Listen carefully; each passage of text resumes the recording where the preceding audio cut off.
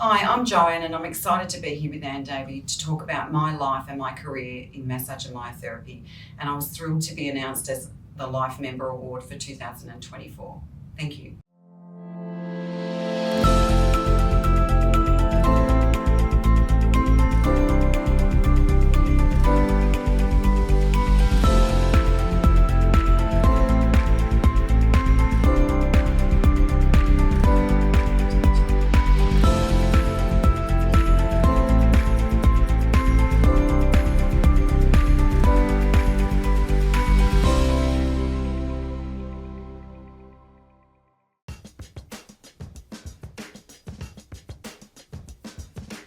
Clinical myotherapists combine fundamental health science knowledge with manual therapy, pain management and exercise therapy to help people recover from pain and injury, improving their physical function and quality of life.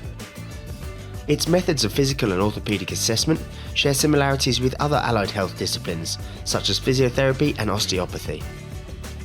Draw on 60 years of academic excellence and experience. This course is the longest established degree of its type and meets requirements for all leading professional myotherapy associations in Australia. Progress from a diploma to a bachelor's degree with many subjects now available for flexible online study. This August, Massage and Myotherapy Australia is excited to present Wet Lab Month. The association is hosting a series of wet labs across the country. These sessions offer practitioners hands-on learning to develop a deeper understanding of the human anatomy. Participants will gain first-hand experience with the intricacies of muscle structure, vasculature, and nerve pathways, which can be crucial in recognising dysfunction. For more information and to find a wet lab in your state, visit massagemyotherapy.com.au.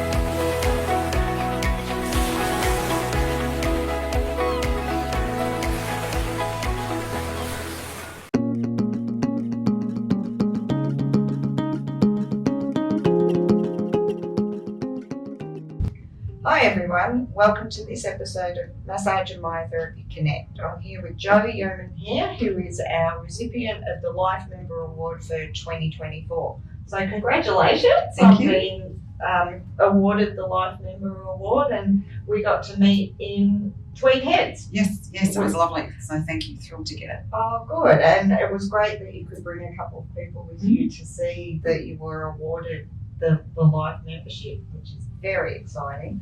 So rather than me introduce you and talk to you, tell everybody about your career, how did you get into massage? What attracted you? My father was an osteopath and he worked for Hawthorn Football Club. And so I was always around bodies and I was always interested. So from a very young age, I was happy to look and watch and learn. So when I was old enough to go and train, I went and did my first course with Andrew Gallagher, who's the past president, and out at North Melbourne back in 1980, I think that was. And then from there on, I went to RMIT and progressively worked my way into clinics and into sporting clubs. So at RMIT, you did? At RMIT, it started off being the advanced certificate, I think it was, and then we went to diploma of remedial massage. Yes. Yeah, and then you were there when they developed? My girlfriend Jo Ma and myself, along with another couple of people, actually started IRMA. Oh. So we were trying to get our own association because at that time we were not eligible to join the Victorian Massage Association, VMA I think it was called, because it was a slightly different course and there was a bit of controversy about that. So we decided that as we were becoming Myotherapists. We did a name change to Myotherapy, and going along those lines, Irma was developed. Yeah. So you were part of Massage and Myotherapy Australia when it was AAMT as well? Yes. So in the very beginnings, before it became AAMT, and then AAMT, and each time the association has changed, my number unfortunately has changed. Oh. So originally I was like 97th massage therapist in Victoria. Oh, okay. And then when it changed to AAMT, because it was alphabetical, I became 1047, I think it is, or 1074, which was very heartbreaking because I really liked the 009. But that was from the state-based As was in the state-based, and yeah. absolutely. So your career has been long. I was going to say long and coloured. That's the wrong term. You've been in sport, you've been in clinic, you've been a teacher. Like, how did you get into the elite athlete? I was very lucky because I worked at Hawthorn Football Club in the 80s, and that led me to meet people that you possibly wouldn't normally meet. When I went through RMIT, Rob Granter and I were in the same year. We were the first year of graduates, and Rob had made an alignment with Peter Brookler, and he started working at Melbourne City Baths, and then they opened Olympic Heart Sports Medicine Centre. And at the time I was working with Footscray Football Club. Back then that's what it was, Footscray. And I left that. Yes, and before it became Western Bulldogs. So I worked with the physio and the football team back then. And Rob Granter asked me would I come and work in Olympic Park. So so then I went in and worked at Olympic Park. And once you're in Olympic Park, it's a massive learning centre. It was the first time I ever felt an equal, because massage, as we all know, has lots of connotations to it, good, bad and evil. And I was always lucky that I was surrounded by professional people. So a lot of the things that I guess would be said to people weren't said to me because of the company that I was in.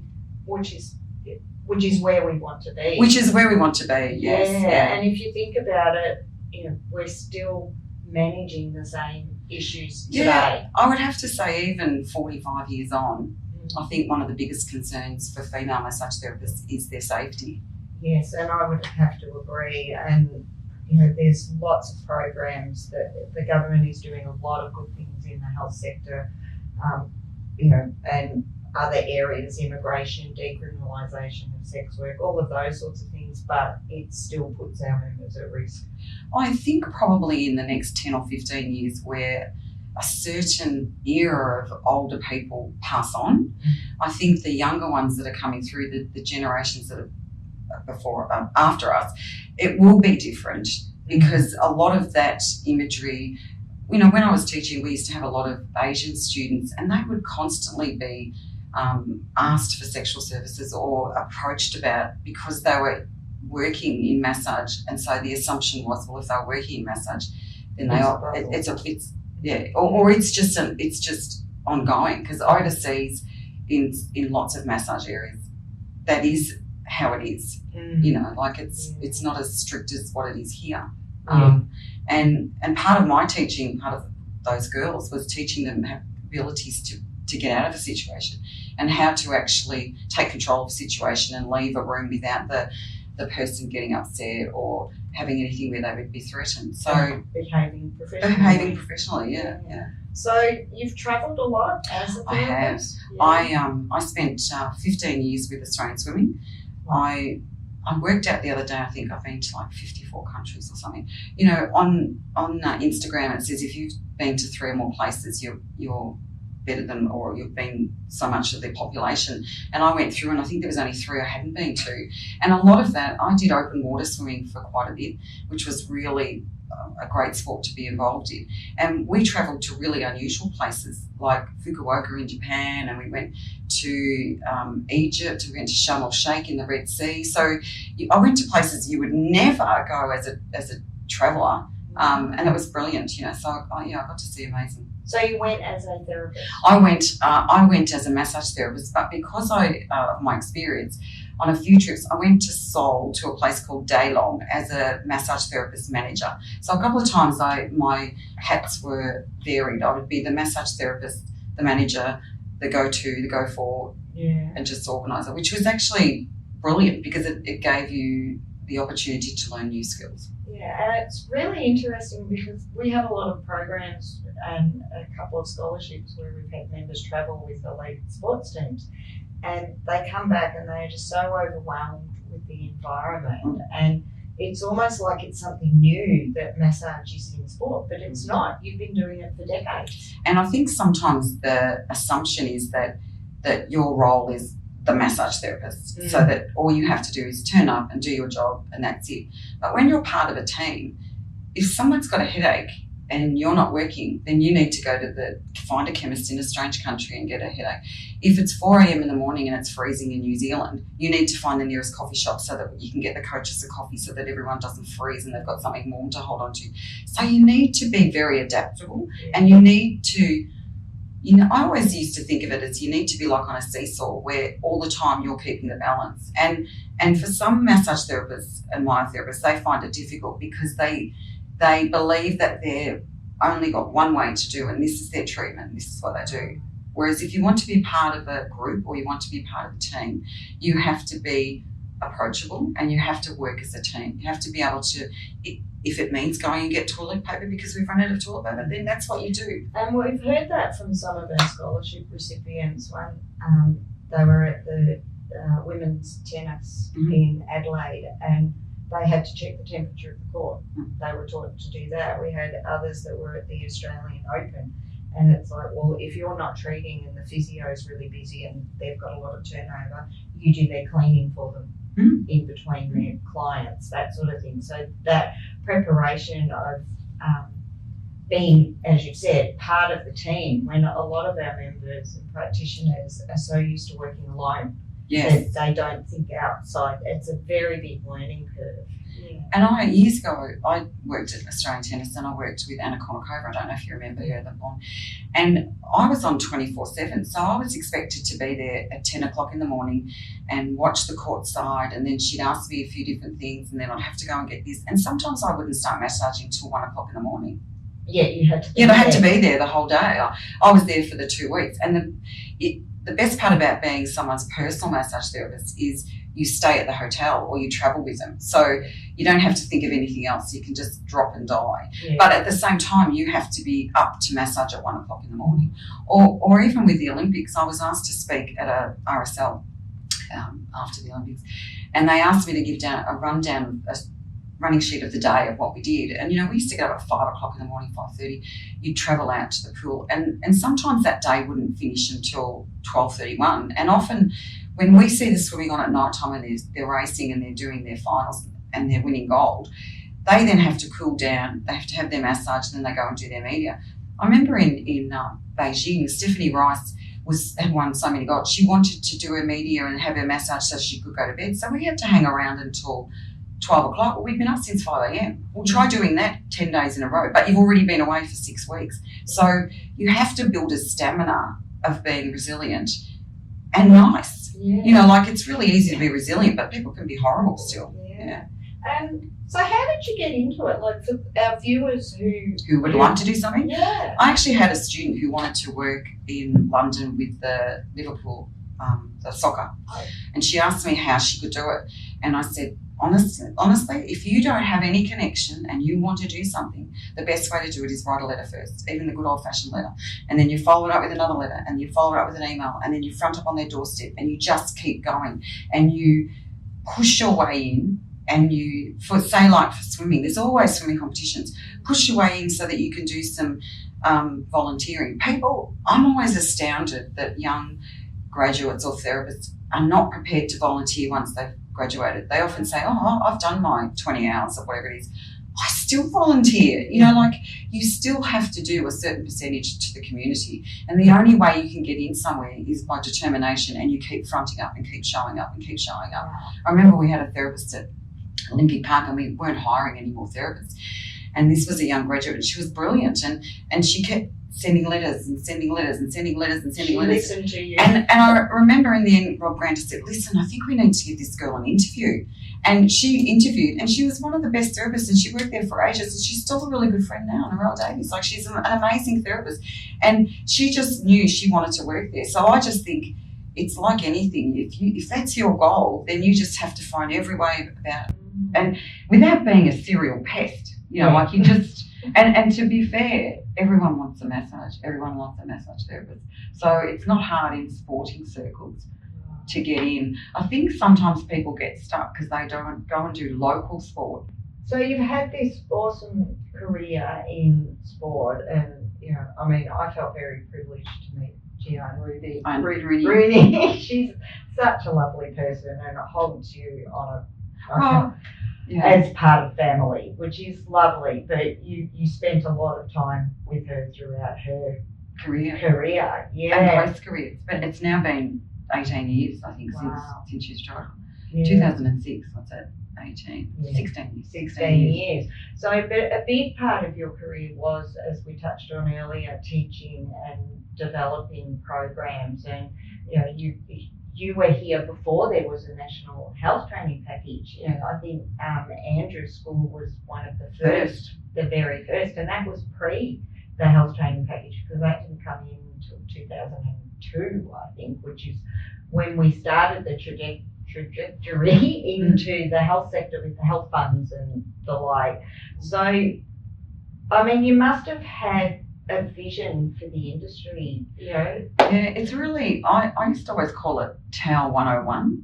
Oh. I had quite a big clinic. We had 13 staff members. They weren't all massage therapists. Some were a beauty therapist. We had a physio and we used to have a visiting doctor and things like that. And I was always gobsmacked. We used to take the graduates from Victoria Uni to come and do placement and things like that. And I used to teach in there with Stuart. And one of the things that I noticed was a lot of therapists, when they come out, there'd be so many skills that they were missing, and I called it TAL 101, where it was the basic stuff. If they could just do the basic stuff perfect, then the rest would come. Experience comes with the more bodies you work on. So I was really passionate about teaching. And in the end, I had a student come out and I was really appalled at what they'd been taught. And I thought, I've got to go back and teach. So that's when I actually went back to NMIT and I sent a resume into there, and then I got a job teaching casually 4 hours a week, and then it went on, and in the end I was teaching there full time until they closed their program down, which was such a shame. And the training package has come a long way.